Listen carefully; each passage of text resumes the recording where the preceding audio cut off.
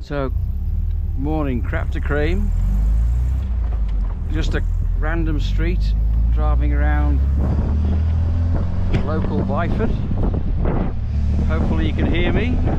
Trying out the new microphone that shouldn't have any wind noises with it. Anyway, I've now set up everything that I think I should have done now. So I'm just taking it out for a run now. According to the setting manual, under load I should be at about 13 point something to 14.1. So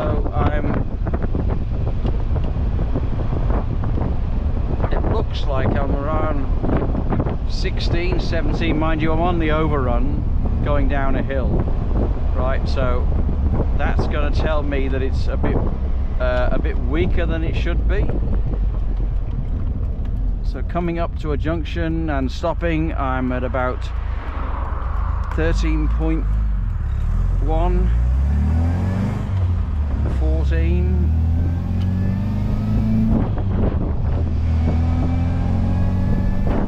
So I've adjusted the timing now, so it's at about 26 degrees, right? But I haven't got a standard distributor on, so I don't know whether that makes any difference. So at 4,000 RPM it was 26 degrees or ish, 20, about, I don't know, but somewhere between 20 and 26 degrees.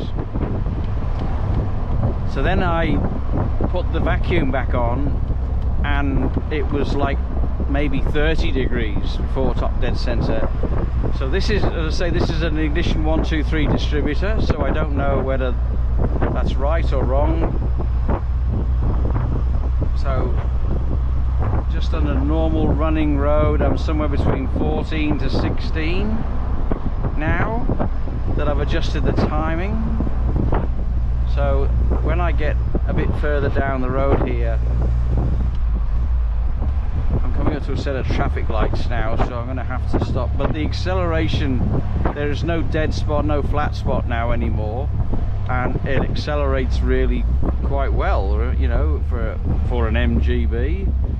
So I'm just coming up to the lights now,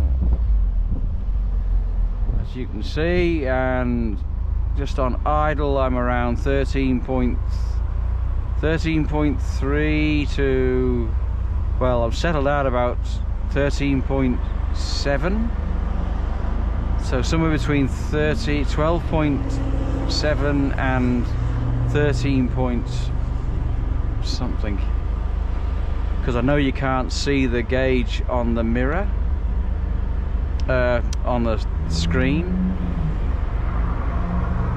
So I'm just hoping that, yeah, so it's hovering around 12.4 now, 13.1. So hard acceleration,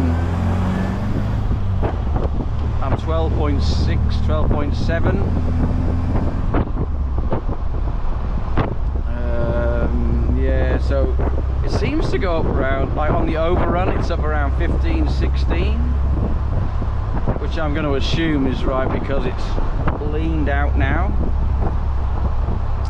I don't know. I'll let you do your diagnostic, Stuart. So it's like I'm cruising now.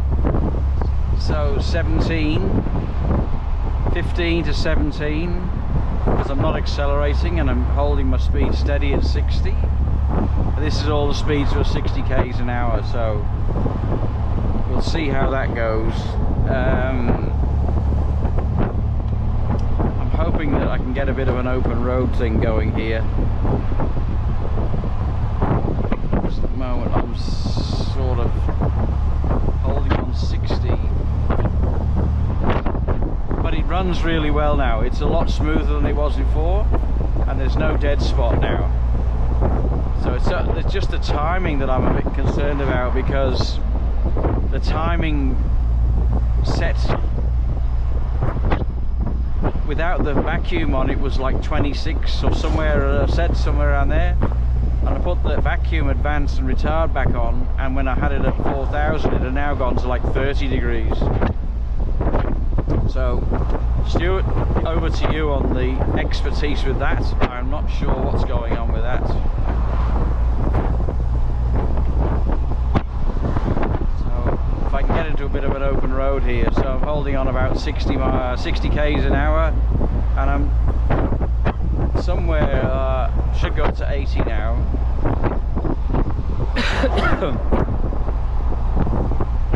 I don't know why this person's still doing 60, but anyway. Now we're going.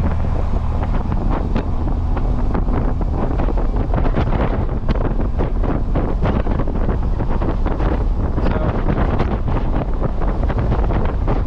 I'm up to 100 k's an hour, and I'm on like 12.4 to 12.7, if you can still hear me. So, but it runs like a dream now. It runs really well, runs really well.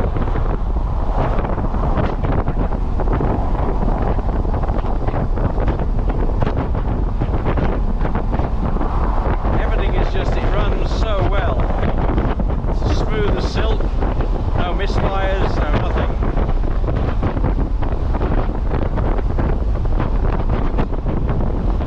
Turn off here, so I'll turn into the road and then I'll turn off.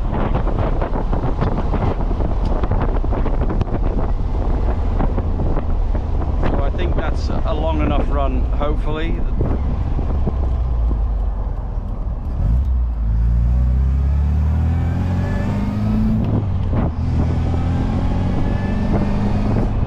Hard accelerator. See, it's hard to get it. 13.6 to 13.9 it seems to be on a hard level acceleration from what I can see. So if anything, it says I'm running a bit rich. Anyway,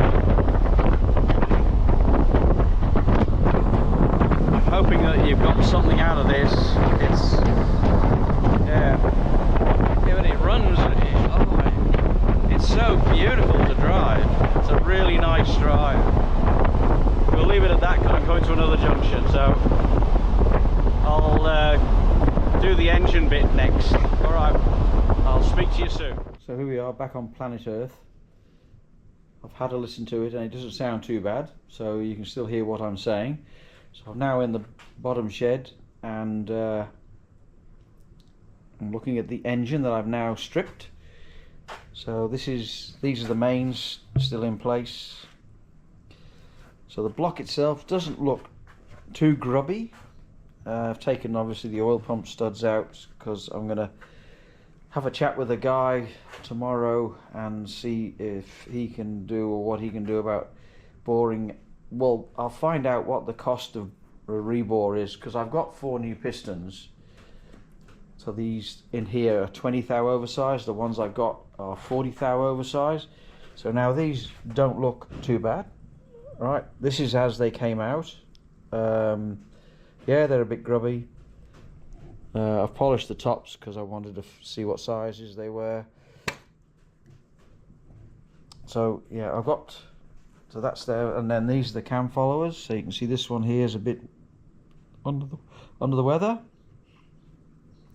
So that's all the cam followers. They're on the camshaft. Camshaft looks okay. I don't know what this is. I don't know what that is. I haven't seen one of them before. It's usually a flat end on the camshaft, I'm sure. But anyway, so then there's the crankshaft. So the crankshaft and all the journals are all, yeah, they're all in mint condition, they are. So I don't think I will bother doing anything with them. There's no score marks on them at all. So I will clean all those up with a bit of the backside of some emery cloth and some I don't know, metal polish or something like that. here's all the bits and pieces in here, the oil pump, and then the mains, and then the thrust washers. I've got the piston. That's quite badly scored actually. The relief valve plunger. That's quite badly scored. I don't know whether you can see that, but and it was quite tight to get out, so I'm not sure about that. Then you have the timing chain. Timing chain's a timing chain. I started cleaning up some bits over there. Apart from that, I've got a new set of cam followers there. I think that's about it for the engine strip. So if you just hang on a sec while I'll just put this here,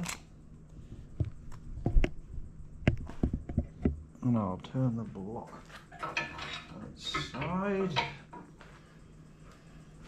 45 degrees.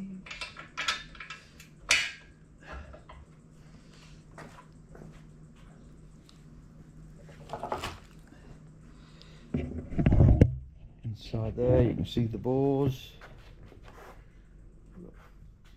Bit of a light to here.